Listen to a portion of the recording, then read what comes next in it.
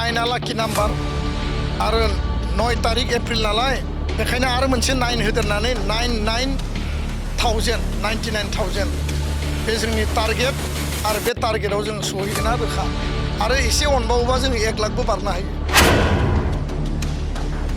जे जायफोरा पलिटिक्सआव फैनो गोसो बिथांमोना UPPL नि माफ्लार गाननानै पार्टियाव जइन जानानै पार्टिनि गेजेरजों समाज आरो हारिनि खामानि मावनो हायो किन्तु जायफोरा फरायबाय थादों जायफोरा स्कुल कलेजनि स्टुडेन्ट गोबां दङ बेयाव जायफोरा इउनिभार्सिटियाव फरायदों जायफोरनि फरायनाया जोब्बाय बिथांमोना पार्टि खालामनो फैयाखै बिथांमोना दिपेन बर'नि थाखाय फैदों बेखायनो जेनजेट स्टेन्डस फर दिपेन बर' बिथांमोननि बिमा बिफाया गुबुन गुबुन पार्टियाव किन्तु बिथांमोना बुंदों जे एबाराव जोङो डिसिसन लागोन दा बेखायनो आङो अपेनलि बुंदों जे नोंथांमोना पार्टियाव जइन जानाङा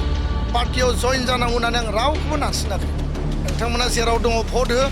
जेला नोंथांमोना डिसिसन लागोन जे जों पार्टि खालामनोसै फरायखांनायनि उनाव अब्ला नोंथांमोना पार्टियाव फै बेखौनो आङो बिथांमोनखौ आपिल होदों आङो दहाय स्पिचआव अपेनलि बुंदों अपेन हार्टजों जे जायफोरा पलिटिक्सआव फैनो गोसो बिथांमोना UPPL नि माफ्लार गाननानै पार्टियाव जइन जानानै पार्टिनि गेजेरजों समाज आरो हारिनि खामानि मावनो हायो किन्तु जायफोरा फरायबाय थादों जायफोरा स्कुल कलेजनि स्टुडेन्ट गोबां दङ बेयाव जायफोरा इउनिभार्सिटियाव फरायदों जायफोरनि फरायनाया जोब्बाय बिथांमोना पार्टि खालामनो फैयाखै बिथांमोना दिपेन बर'नि थाखाय फैदों बेखायनो जेनजेट स्टेन्डस फर दिपेन बर' बिथांमोननि बिमा बिफाया गुबुन गुबुन पार्टियाव किन्तु बिथांमोना बुंदों जे एबाराव जोङो डिसिसन लागोन दा बेखायनो आङो अपेनलि बुंदों जे नोंथांमोना पार्टियाव जइन जानाङा पार्टियाव जइन जानांगौ होननानै आं रावखौबो नारसिनाखै नोंथांमोना जेराव दङ भट हो जेला नोंथांमोना डिसिसन लागोन जे जों पार्टि खालामनोसै फरायखांनायनि उनाव अब्ला नोंथांमोना पार्टियाव फै बेखौनो आङो बिथांमोनखौ आपिल होदों बेखायनो जेनजेट स्टेन्ड फर दिपेन बर'आ पलिटिकेल पार्टि बा पलिटिक्सआव बिथांमोनखौ जबरदस्ति सोनायनि मबिलाइजेसन नङा UPPL दोलोआ आंनो टिकेट होदों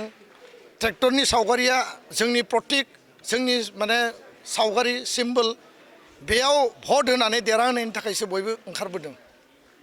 बेयो बिथांमोननि मिसा बाथ्रा आरो बिथांमोनखौ बुंदों जि दोलोआवनो थाया मानो जि पार्टियावनो थाया मानो साफ्रोमबो स्टुडेन्टआ जायफोरनिया फरायनाय जोब्बाय फरायगासिनो दङ बिमा बिफाखौ खुलुमहैनांगौ आरो बुंनांगौ जे आइ आरो आफा एबाराव जोङो जोंनि बायदिसो भटखौ होगोन आरो जोङो लाइमोन इयुथनि सासे लिडारनो जों भट होगोन